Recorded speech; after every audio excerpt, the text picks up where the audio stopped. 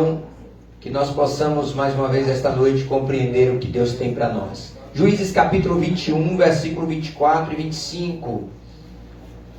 Quem já encontrou diz amém, vamos ler. Também os filhos de Israel partiram, então, dali, cada um para a sua tribo e para a sua geração. E saíram dali, cada um para a sua herança. Naqueles dias não havia rei em Israel, porém cada um fazia o que parecia reto aos seus olhos. Pai querido, aqui estamos na tua presença, te louvamos e agradecemos, Senhor, por tua igreja estar reunida, te louvamos, Senhor, pela presença de cada irmão aqui e por aqueles que vão nos assistir através destas tecnologias. Pai querido, que tu possas, Senhor, falar conosco de maneira poderosa. Não só, Senhor, com a tua igreja, mas também comigo, Senhor. Que eu possa ser o instrumento, mas que também possa ser, Senhor, o ouvinte da tua palavra. Pai querido, que esta noite, mais uma vez, tu possas, Senhor, guiar os meus lábios, para que eles sejam conforme o teu Espírito, Senhor. Que a minha mente não possa, Senhor, titubear entre dois senhores, mas que o teu Espírito Santo seja o norteador de cada palavra que irei dizer. Senhor, que o meu coração não possa haver nenhum sentimento de soberba, mas que haja nele, Senhor, o mesmo Espírito que houve em Cristo Jesus, quando desceu do seu mais sublime trono para ser igualmente aos homens. Que em mim não haja nenhum sentimento de diferença, Senhor, que eu seja apenas o teu instrumento, apenas, Senhor, aquele que está verbalizando a tua palavra. Ó Deus, que tu uses, Senhor, a minha boca para semear uma boa palavra frutífera no coração destes ouvintes. Então, Senhor, se assim tu fizeres, a glória permanecerá sendo tua, porque nós reconhecemos que sem ti nada podemos fazer. Eu te agradeço, Senhor, desde já. Amém. Podeis assentar no nome de Jesus. Amados irmãos,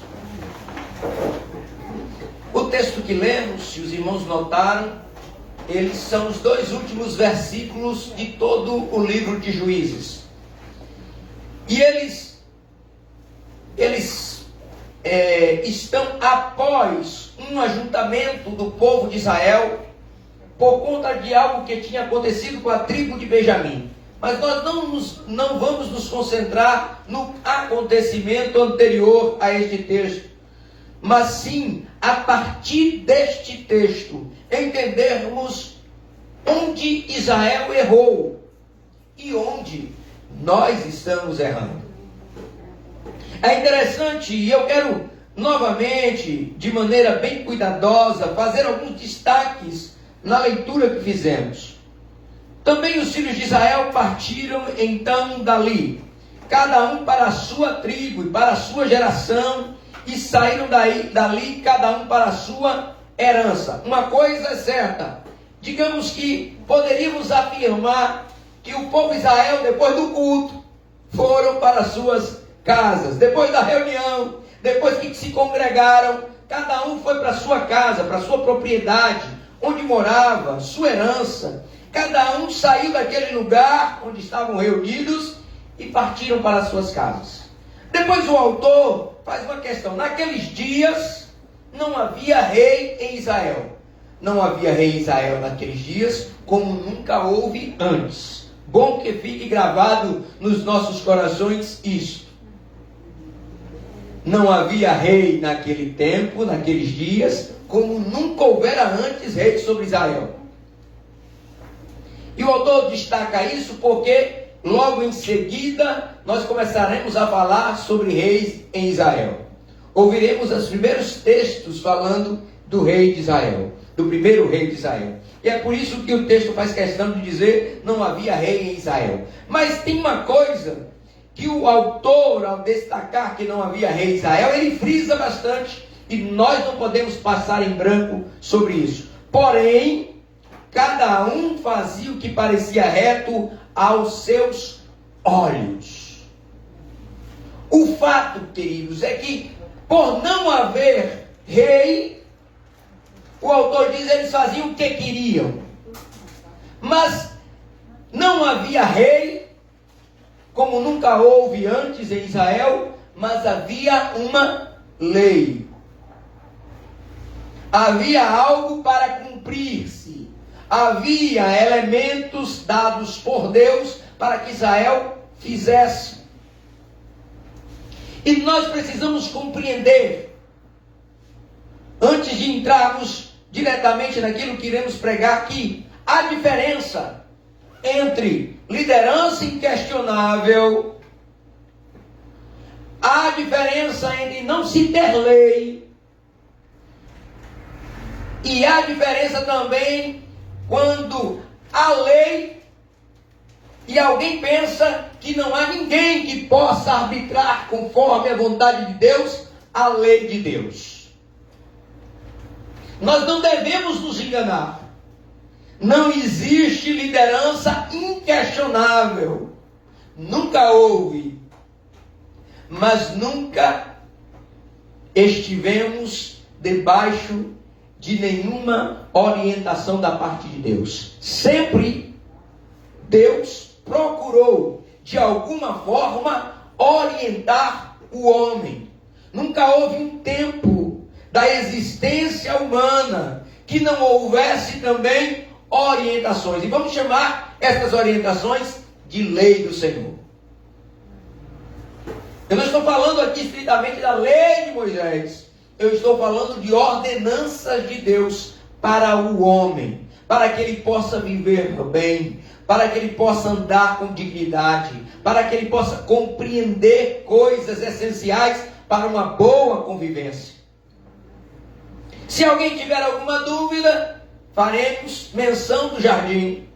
Havia uma lei, não pode comer da árvore da ciência do bem e do mal. Então, sempre houve orientações de Deus. Deus nunca permitiu que o seu povo andasse de forma perdida, de forma sem direcionamento, do jeito que fizer tá bom. Deus nunca permitiu isso em nenhum momento da história. E é isso que nós vamos tratar aqui. A visão distorcida de Israel. Eles dizem, não temos um rei e estamos na nossa casa, na nossa herança. Podemos fazer o que quiser. Estamos livres para agir de qualquer forma.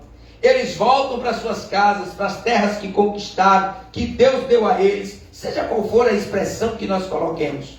Porque nós podemos pensar assim, não, aqui eu comprei com o meu dinheiro, então aqui quem manda sou eu, a lei quem faz sou eu. Aqui, não é?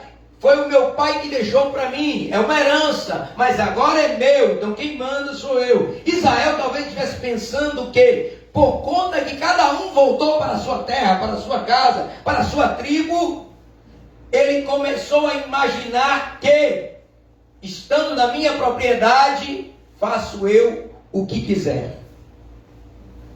Mas eu gostaria de lembrar aos amados irmãos, e eu disse aqui, que o fato de não termos um rei não tira de nós a obrigação, ou não tirava de Israel a obrigação de obedecer à lei de Deus. Alguém talvez diga, mas não tinha profeta, não tinha juiz, estavam todos fazendo o que queriam. Estavam fazendo o que queriam porque o seu coração era mau, porque orientações haviam. Juízes capítulo 1, versículo 7, Josué capítulo 1, versículo 7, diz assim, então somente esforça-te e tem muito bom ânimo, para teres o cuidado de fazer conforme toda a lei que meu servo Moisés te ordenou. Dela não te desvies, nem para a direita, nem para a esquerda, para que prudentemente te conduzas por onde quer que andares. Não era só quando a congregação se reunia que Josué tinha a obrigação de andar de forma correta. Não era só quando eu me vestia para ir para o culto que eu tinha a obrigação de andar de maneira correta. Não era só quando ia apresentar o sacrifício que eu tinha a obrigação de levar o sacrifício da maneira correta. Não, em todo o tempo, não se desvie nem para a direita, nem para a esquerda, por onde quer que andares. Aqui já tem um grande ensinamento, e você já pegou um pouquinho aí, daqui a pouco você pega mais. Segundo ponto do nosso texto é: cada um fazia o que lhe parecia reto. Parecia, como eu disse, não porque não houvesse orientação do que era reto. Era uma questão, digamos, nos termos atuais, de interpretação. Eles faziam o que parecia reto porque interpretavam que aquilo que estavam fazendo era correto.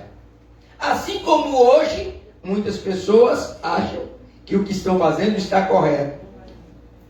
Mas Deus nunca permitiu em nenhum momento da história que não houvesse orientação ou alguém que orientasse pela parte de Deus. Deus sempre teve alguém em que ele confiou a missão de, conhecendo o que Deus quer, conhecendo as orientações de Deus, possa orientar seu descendente, seu semelhante ou alguém que esteja por perto. Gênesis 18, 19, eu acho fantástico, um texto que eu gosto muito, e quando eu estava meditando, o Senhor me fez lembrar dele. Diz assim: porque eu tenho conhecido, Deus está falando com Abraão, quando aqueles anjos foram para destruir Sodoma e Gomorra. E ele fala assim: não é justo que eu não participe, ou não é devido que eu não conte, que eu não fale a Abraão o que eu vou fazer.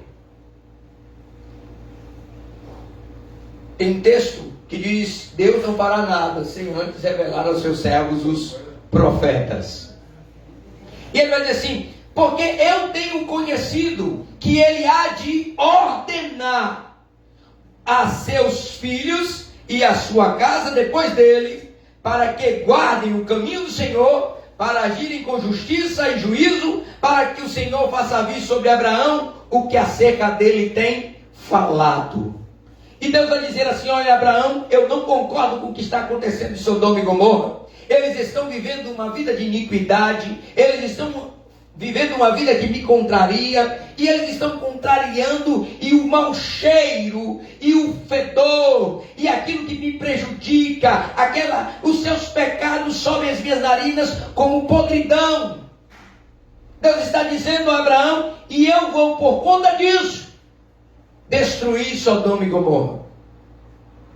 Então compreenda que Deus sempre está, de alguma forma, ou quando ele está já sentenciando, ele procura nos mostrar por que está sentenciando. Quando ele está orientando para que não haja sentença, ele procura de alguma forma nos orientar para que não haja sentença. E Abraão vai entender que o comportamento do povo de Sodoma e Gomorra não deve ser imitado em Israel, não deve ser imitado na sua casa, não deve ser imitado pelos seus filhos. E por isso mesmo Deus faz o alerta, para que depois ele oriente aqueles que vão o suceder. Então eles faziam o que parecia reto aos seus olhos, mas tinham orientação. Eles faziam o que parecia reto aos seus olhos, porque agora se sentiam donos da situação. Estou indo para a minha propriedade, lá na congregação tudo bem, o pastor pode botar ordem, apaga a luz, acende a luz, não é? Levanta, não levanta, mas na minha casa não, na minha casa mando eu. Lá o sacerdote podia dizer: ó, o novilho, a oferta tem que ser sem manchas. Mas aqui na minha casa, se eu quiser sacrificar, pode ser de qualquer forma. Por quê? Porque eles entendiam que, estando dentro da sua propriedade, eles podiam fazer como queriam. Mas Deuteronômio 28:1 diz assim: e será que, se ouvires a voz do Senhor teu Deus, tendo cuidado de guardar todos os seus mandamentos que eu te ordeno hoje, o Senhor teu Deus te exaltará sobre todas as nações da terra. Existe e sempre existirá, para a bênção de Deus chegar, uma condição, uma condicional. Só vai ser abençoado quem guardar os meus mandamentos. Isto era a ordem para Israel. Então Israel não pode alegar que não havia rei e por isso cada um fazia o que queria nas suas casas. Por quê? Porque Deus já tinha orientado o comportamento de Israel. E alguém pode dizer assim: mas não tinha um profeta, não tinha um rei, mas eles tinham as instruções da lei, que nós podemos chamar nos nossos dias de Bíblia. Você entende isso aqui?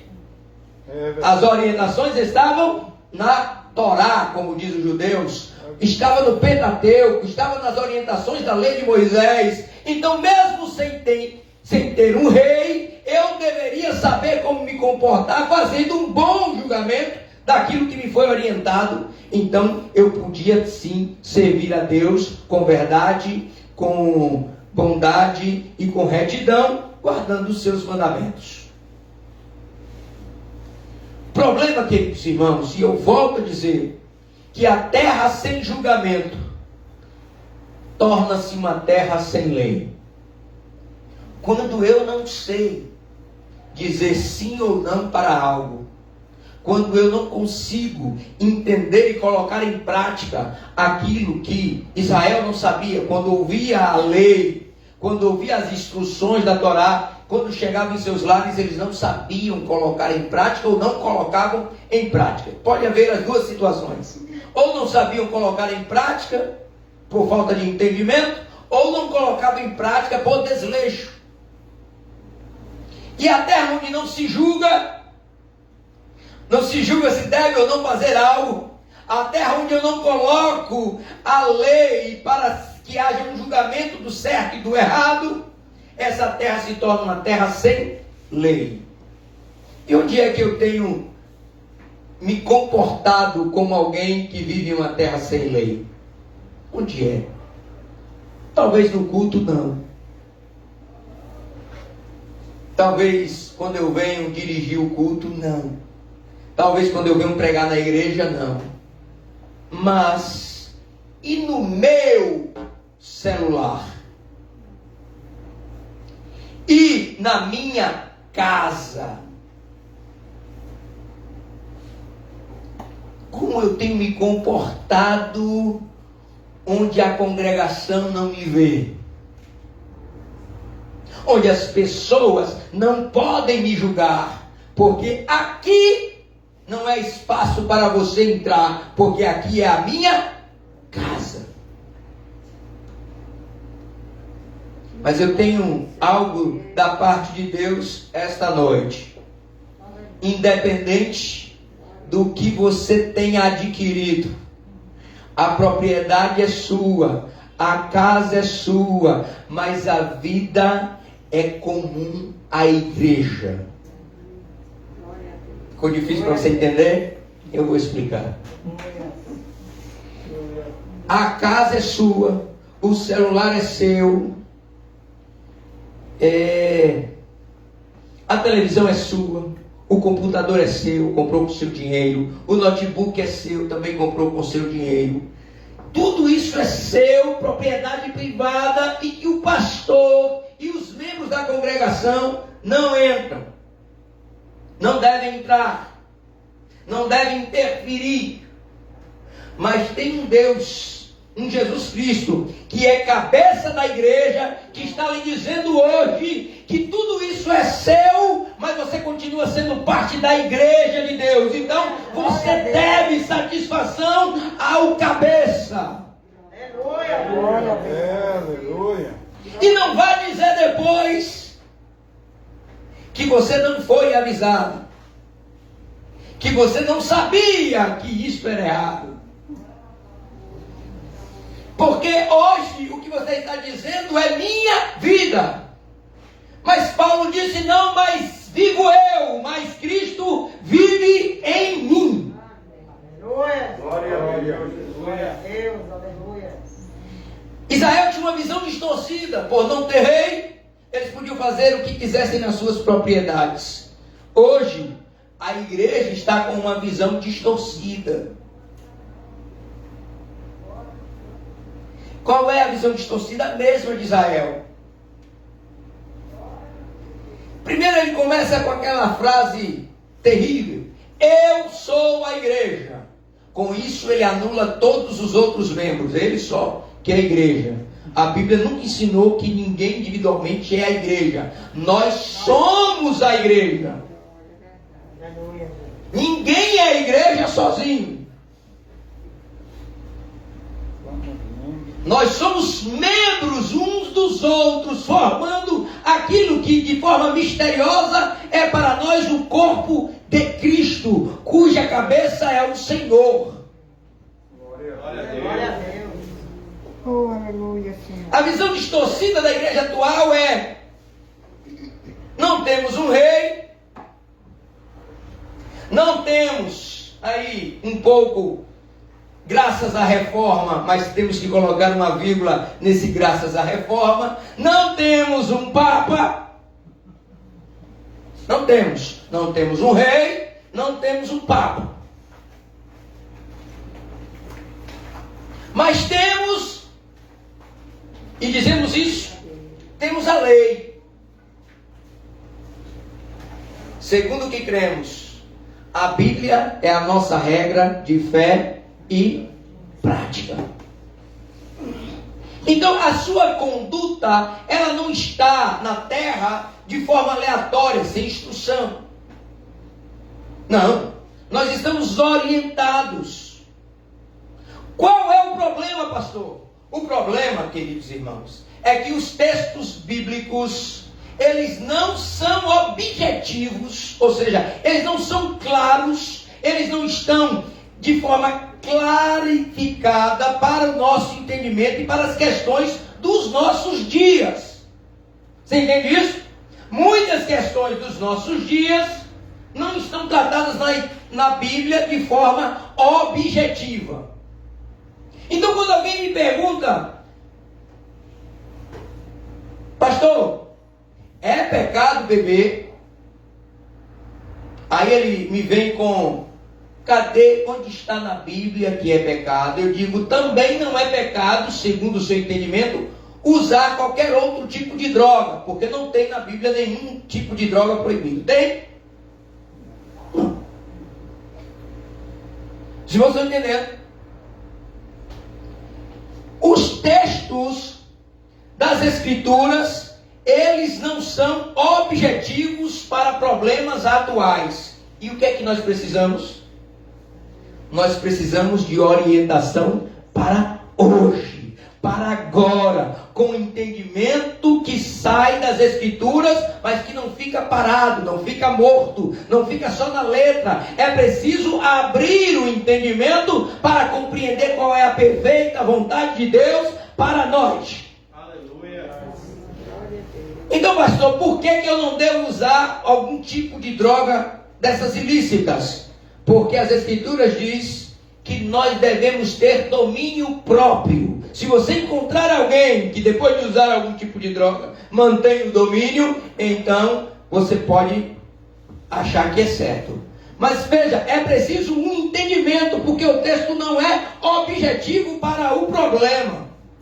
Todas as vezes que a Bíblia fala contra a bebida, ele fala contra a embriaguez, porque na embriaguez o homem perde o quê?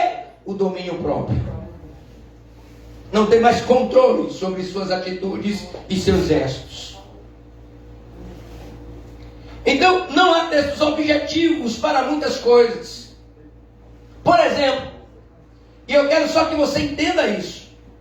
Hoje, nos nossos dias, há uma política, há uma fala, há uma conotação de que se é amor, faça-se. Quem pode se colocar contra o amor? É uma fala cotidiana. E eles alegam que por amor tudo é possível, tudo é próprio, tudo pode ser utilizável. Eles dizem, usando o amor por alegação, eles falam da lei do amor. E eles dizem que Deus não é contra algo que é feito com amor. Eles dizem que Jesus jamais falou contra nenhuma atitude de amor. Vocês estão percebendo? E falando em amor, você não pode ser contra o amor. Não é verdade? Mas deixa eu falar uma coisa. Amor não tem nada a ver, a lei do amor não deve se tornar permissionária para sexo indiscriminado. Sabe isso aqui? Sobre a alegação de textos não objetivos, ou seja, o texto não está falando deste amor, não está falando de sexualidade, não está falando de sexo, mas eles usam a ideia do amor para deturpar a verdade de Deus. E nós somos de alguma forma colocados em silêncio, porque não podemos falar contra, porque quando falamos contra, somos acusados de não termos amor. Sob a alegação do amor, existem milhões cometendo pedofilia. E Deus deixou orientações claras sobre algumas coisas? Sim. Mas veja que o homem procura dizer que existe algo superior. O que nós precisamos como crentes hoje? Não nos comportarmos como Israel, alegando que não temos alguém que imponha uma lei, um rei, que não tem alguém que nos force a cumprir a lei. Isso nunca foi projeto de Deus. Ter alguém que nos faça cumprir a lei nunca foi o projeto de Deus. O projeto de Deus é que cada um faça aquilo que acha correto, mas saibam que haverá sempre uma sentença para os seus atos. A justiça de Deus não é imposta ao homem, a justiça de Deus é em consequência aos atos dos homens. Outra coisa que está sendo muito falada, inclusive nos nossos arraiais, é: não existe lei. Quantos já ouviram isso? Não estamos mais no tempo da lei. Quantos já ouviram isso? Estamos no tempo da graça. Ora, mas se eu usar o texto a meu favor, não existe lei, logo não existe pecado. Porque Romanos 4,15 diz que porque a lei opera ira. Porque onde não há lei, também não há transgressão. Observe que se nós entendermos da forma como a nova sociedade, se nós não buscarmos a orientação de Deus, se ficarmos presos somente ao que está escrito literalmente, nós teremos muita dificuldade para dizer aos nossos filhos como eles devem se comportar, porque tem alguém dizendo aos nossos filhos que não existe mais pecado no mundo. Existem inclusive seitas que pregam isto. Você lembra do texto? Este é o Cordeiro de Deus que tira o pecado do mundo. Tem gente que por esse texto diz que hoje ninguém mais comete pecado algum, porque Jesus tirou o pecado do mundo. Talvez você fique espantado com essas afirmações, mas existem milhões de pessoas acreditando nisso. Não existe pecado. Colossenses 2,14, outro texto que eles gostam de usar. Havendo riscado a cédula que era contra nós, nas suas ordenanças, a qual de alguma maneira nos era contrária, e atirou do meio de nós, cravando-as na cruz. Mas isso deveria permear Israel, isso deveria permear a igreja, só porque não temos mais um Papa para dizer para nós o que é pecado e o que não é? Será que deveríamos só porque não tem mais um sumo pastor, um apóstolo, só porque isso não existe mais, é por isso que eu devo compreender que não existe mais pecado e que eu posso viver a minha vida como parece bem aos meus olhos. A igreja tem se perdido, a igreja atual tem se perdido dentro dos textos bíblicos, porque pessoas mal intencionadas os usam para deturpar a verdade de Deus. Israel faz o que lhe parece bom aos seus olhos, reto aos seus olhos. Outro ponto interessante dos nossos dias é o desigrejamento. E a alegação qual é destes homens? A alegação é: a igreja primitiva se reunia nas casas. Perceba, queridos, que a intenção do homem, ela parece que é sempre de causar uma forma para vivermos o mesmo que Israel estava vivendo. Lá na minha casa mando eu, e se mando eu na minha casa, eu faço o que parece bom aos meus olhos. A ideia do desigrejado é que Deus não habita em templos feitos pelas mãos dos homens. Tudo bem. Também não habita na sua casa.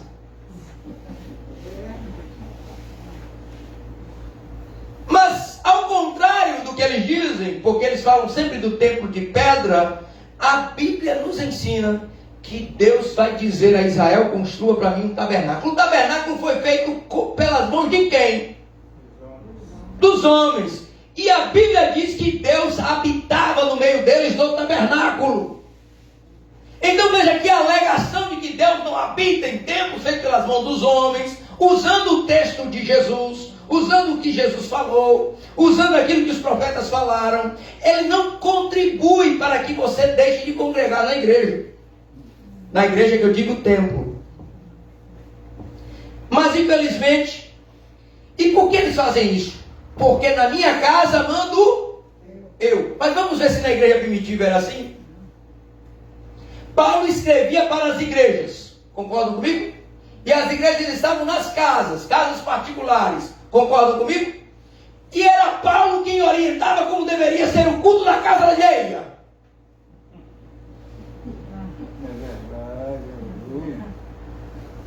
A alegação de que se a igreja se reunia na casa, na verdade, é para que não haja alguém que diga o que é certo, o que é errado fazer, porque na minha casa mando eu. Mas na igreja primitiva, uma igreja que realmente se reunia nas casas, não só nas casas, mas se reunia nas casas, esta mesma igreja recebia orientações do apóstolo Paulo. Colossenses capítulo 4, versículo 15. Saudai aos irmãos que estão em Laodiceia, e a Ninfa, e a igreja que está em sua casa. Paulo está escrevendo cartas para as igrejas, e ele vai dizer, e vai orientar na carta aos Colossenses, como deveriam se comportar aqueles que não estavam habitando em um templo feito pelas mãos dos homens, casa que nós chamamos de igreja. Não estavam, eles estavam nas suas casas. É como se eu aqui estivesse escrevendo, prestando esse culto de doutrina, como estamos aqui via internet agora. Eu estou entrando nas casas, mas as orientações servem para quem está em casa também. Não é minha casa, minhas regras. Não é minha casa, minha igreja. Não é minha casa, é o jeito como eu faço. Não é minha casa, é como eu quero. Não. Paulo está nos ensinando que apesar das igrejas estar nas casas, elas obedeciam a uma orientação vinda da parte de Deus. E era uma orientação para todos. Glória a Deus. A ideia do desigrejado é: aqui na minha casa eu faço o culto como eu quero. Essa é a ideia. E faço o que eu quero. E não obedeço a ninguém, porque aqui é a minha casa. E Paulo está escrevendo a uma igreja que está em uma casa. Colossenses 3:5. Olha o que ele está dizendo: mortificai, pois, os vossos membros que estão sobre a terra: a prostituição, a impureza, o apetite desordenado, a vil concupiscência e a avareza, que é idolatria. Veja que a orientação de Paulo é para a igreja que se reúne em um lugar, não para o lugar. Não importa o lugar. Lembra o que nós lemos em Josué? Por onde quer que andares. Então a orientação vinda da parte de Deus, que talvez seja pregada aqui neste culto hoje, ela serve também lá na sua casa, no seu trabalho. Ela serve quando você vai procurar um emprego ou quando você vai sair do emprego. A mesma orientação serve para quando você está atendendo o cliente, como também quando você está aqui atendendo às vezes uma solicitação do irmão. É a mesma orientação. Você precisa ser livre das impurezas, da prostituição, da idolatria, do apetite desordenado. Perceba que as orientações, elas não só percorrem a questão totalmente espiritual, mas também questões físicas. Ah, meu Deus, já pensou o pastor chegar aqui na igreja dizendo, quer dizer até o que eu devo comer? Mas percebam que a igreja primitiva recebia também essas orientações.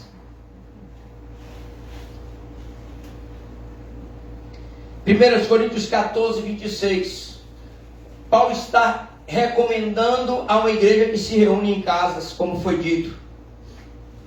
Lá em 1 Coríntios ele diz assim: que fareis, pois, irmãos? Agora Paulo vai interferir no culto que você faz em casa. Isso aqui é uma pedrada em qualquer sentimento de desigrejismo que ande por aí.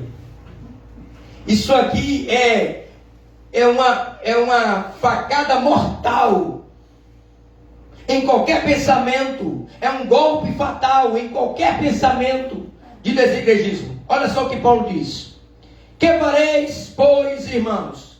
Já que Paulo está orientando as igrejas que se reúnem nas casas, receba lá: quando vos ajuntais, cada um de vós tem salmo. Paulo está dizendo até como você deve fazer o culto na sua casa.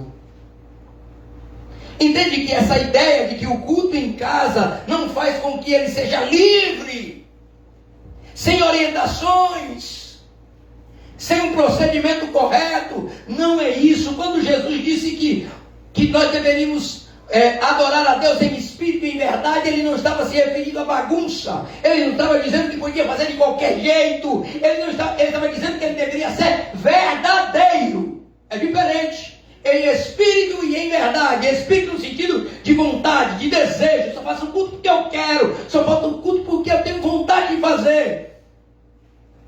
E o meu culto precisa ser verdadeiro, porque não pode ser de aparência, porque não pode ser apenas um ritual. Ele precisa ser a verdade do meu coração. Então Paulo está dizendo: olha, presta atenção, quando vocês estiverem se reunindo na casa, na igreja que está na casa de alguém, vós tem salmos, um de vós tem salmos, tem doutrina, tem revelação, tem língua, tem interpretação. Faça-se tudo lá na sua casa, para a edificação da igreja. Aleluia! Glória a Deus. Então o problema que alguns querem deturpar como se fosse o problema do lugar onde você está se reunindo, porque é muito falado isso hoje. Não é esse o problema. O problema real é que essas pessoas que falam que não precisa ir para o templo, não precisa congregar, não precisa nada disso, é porque na verdade eles não querem leis comuns, eles não querem comportamento igual, eles não querem ser parecidos com aquele outro, eles querem seguir as suas próprias leis, porque cada um faz o que lhe parecia reto. Mas Israel tropeçou justamente nisso. E a igreja atual está tropeçando, porque imagina que pode cada um fazer conforme o seu próprio entendimento. Engana-se quem pensa assim. ficamos imaginando que não há quem julgue e não devemos ser julgados. Nós entramos nesta paranoia, me perdoe a palavra, entramos nessa paranoia de que a Bíblia é suficiente. E sendo suficiente, cada um pode lê-la e interpretá-la da maneira certa. Isso nunca foi uma verdade. E isso de termos a Bíblia nunca foi um quesito para não pecarmos, para não errarmos. Deus nunca usou o texto escrito para corrigir problemas atuais, problemas pontuais. Deus usava os seus servos, os profetas, como assim diz o Senhor. Aleluia. Nunca ficamos em algum tempo da história sem alguém que julgasse. Vou provar. Tínhamos Abraão, tínhamos Moisés, tínhamos Josué, tínhamos os juízes. Em algum momento, quando Jesus veio, alguém disse: agora acabou, é só a Bíblia. Isso disseram 1500 anos depois. Mas creia, queridos, Atos 2:42, tinha Torá, tinha os textos neotestamentários começando a serem escritos. Em Atos 2:42 está escrito assim: e perseveraram na doutrina dos apóstolos. Tinha alguém orientando: olha, querido, isso não faça, isso faça.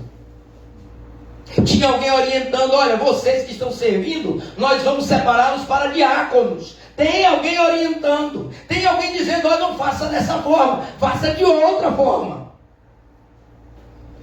Doutrina dos apóstolos, e na comunhão, e no partir do pão, e nas orações. Tudo isto era um comportamento ordenado por aqueles que estavam naquele momento à frente daquele novo mover de Deus na vida dos homens. Jesus já tinha vindo, mas ainda havia alguém para orientar o povo de Deus. Sempre houve alguém que julgasse. Talvez na sua casa seja você, talvez na sua congregação seja você, talvez aqui no púlpito seja um de nós. Sempre há alguém que Deus escolhe para ordenar as suas coisas, porque as coisas de Deus não são nunca desordenadas. Efésios 2:20.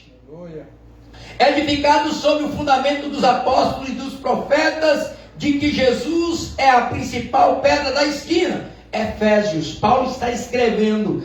Paulo, você sabe que é aquele apóstolo fora do tempo, não é verdade? Não é assim que nós conhecemos? E mesmo assim tem orientação nova, tem orientação pontual, tem orientação para cada igreja, tem orientação para cada momento, porque nós estamos entendendo aqui Deus não deixa o seu povo sem orientação e perdido. Não é possível que nós agora, 2000 anos depois, porque temos a Bíblia completa, iremos dizer que Deus deixou de orientar o seu povo e cada um lê a sua Bíblia e pronto. Nunca foi assim. Nunca foi assim. Versículo 23. No qual todo edifício bem ajustado cresce para templo santo do Senhor. Estamos sem rei, mas ainda tem Hebreus 13:17. Estamos sem rei, sim, não tem ninguém que seja inquestionável, nem eu, nem ninguém aqui na tribuna, nem ninguém. Ninguém é inquestionável, mas ainda tem Hebreus 13:17. Obedecei a vossos pastores e sujeitai-vos a eles, porque velam por vossa alma, como aquele que hão de dar conta delas, para que o façam com alegria e não gemendo, porque isso não vos seria útil. Aí o escritor dos Hebreus faz um complemento. Vocês sabem disso? Orai por nós, porque confiamos que temos boa consciência, como aqueles que em tudo querem portar-se honestamente. Então tem gente que está querendo se portar honestamente. Tem gente que está querendo orientar você porque cuida da sua alma. Tem gente que não deixou deixou de ser daquela mesma forma que eram os pastores de antigamente, porque ele tem cuidado da sua alma. Tem coisas que não estão escritas, mas que nós não devemos fazer, sob o risco de estarmos cometendo um pecado contra Deus e contra os homens e contra a vontade de Deus para a sua igreja hoje. Estamos sem rei, verdade. Não temos papa. Não temos um apóstolo aqui sobre a égide do apostolado dos primeiros discípulos. Mas nós ainda temos ordens e orientações na própria Escritura que diz: obedecei aos vossos pastores. O texto não diz obedecei aos vossos pastores quando eles estiverem falando textos da Bíblia. Não fala isso. O texto diz: obedecei aos vossos pastores como quem tem cuidado das vossas almas, porque eles vão dar conta disso. O outro problema da igreja atual é porque, primeiro, não temos rei, achamos que não tem quem julgue, quem nos oriente. Depois, antiguidade é posto.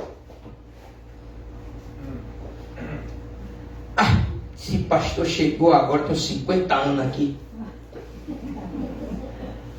50 anos que eu estou fazendo a mesma coisa, mas o pastor chegou querendo inventar novidade. Não é assim? Irmãos, quero em Deus que aqui não haja ninguém nessa congregação com este espírito. Mas eu vou desfazer esse espírito pelas Escrituras agora. Se você pensa desse jeito, vai ser desfeito agora pelo poder que há na palavra. Escute bem. Paulo era um matador de cristãos. Todos concordam? Perseguia o povo de Deus. Ele mesmo vai dizer que ele foi um dos que perseguiram a igreja de Deus, achando ele zelar pelas coisas de Deus. É ele quem diz isso.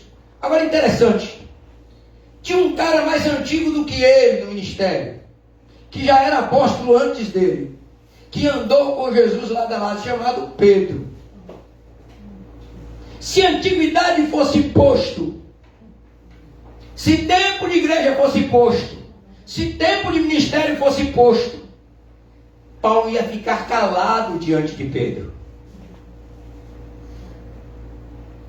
Mas Gálatas 2,11 não deixa você dizer que tem muito tempo no Evangelho.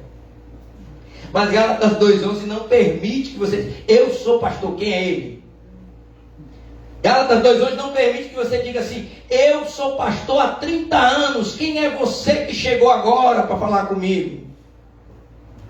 Gálatas 2,11 é uma vergonha para aqueles que dizem antiguidade é posto no reino de Deus. Sabe por quê?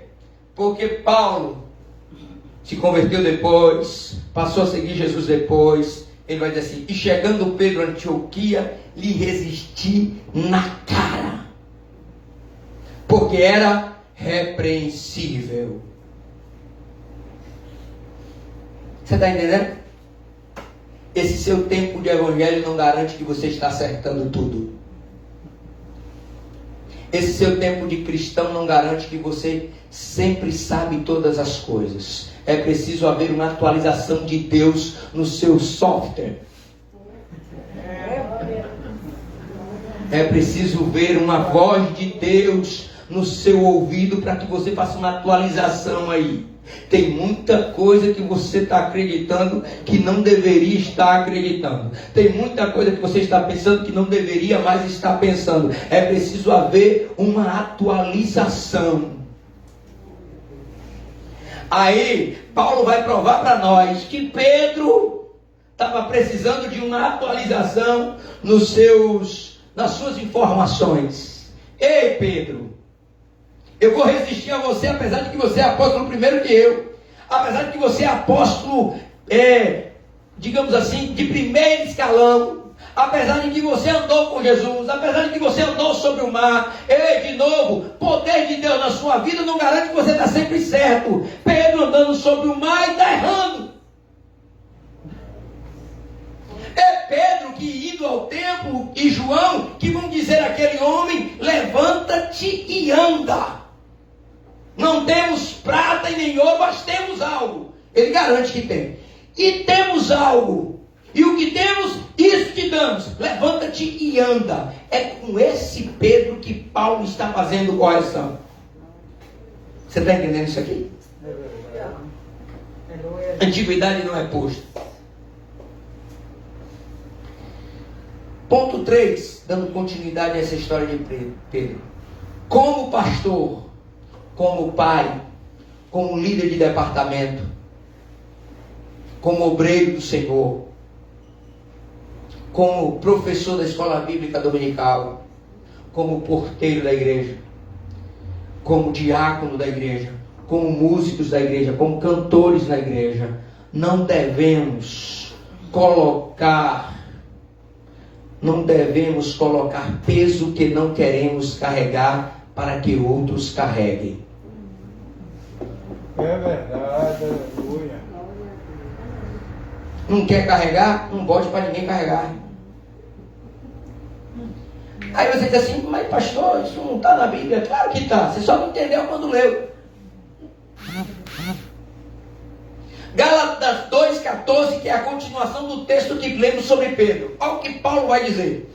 Mas, quando vi que não andavam bem e direitamente conforme a verdade do Evangelho, disse a Pedro na presença de todos: se tu, sendo judeu, vive como gentios e não como judeu, por que obriga os gentios a viverem como judeus? Pedro estava vivendo como judeu, mas quando estava na frente dos judeus, queria que os gentios fossem como os judeus. Não quer carregar o peso, mas quer botar para o outro carregar. Em casa, me perdoe, irmãos, em casa, onde você diz que é você que manda, você ensina outra coisa para o filho. Em casa, onde é você que manda, você diz o que diz no púlpito. Estou falando para os irmãos só aqui, não estou dizendo para quem nos escutar. Diz o que diz no púlpito, mas em casa age de outra maneira. É verdade. Diz que é pela verdade, mas em casa mente. Diz que é pela verdade. Diz que prega a verdade, mas em casa ensina os filhos. Eu prendo as minhas cabritas, mas solto os meus bodes.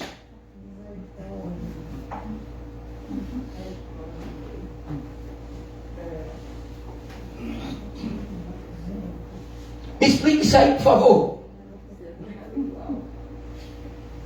Me explique como é que um pastor chega na igreja e diz que nós devemos preservar o nosso corpo como templo do Senhor, e depois diz em casa aos filhos que bodes são para ser soltos e cabras é que são para ser presas.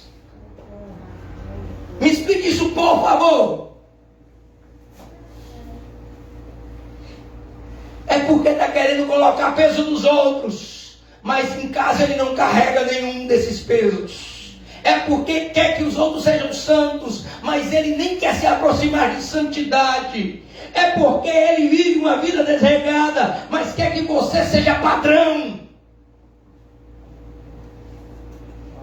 Pedro está agindo dessa forma. Então Paulo inventou isso na cabeça dele.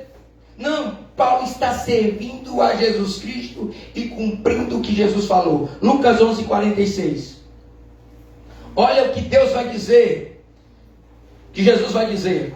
E ele lhe disse: ai de vós também, doutores da lei, que carregais os homens com cargos difíceis de transportar, e vós mesmos nem ainda com um dos vossos dedos tocais nessas cargas.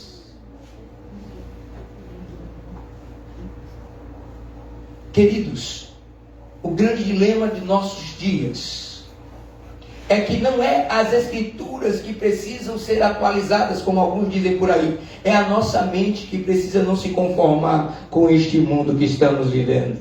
É verdade, aleluia. Atos fardos pesados. E às vezes a igreja nem consegue se mexer.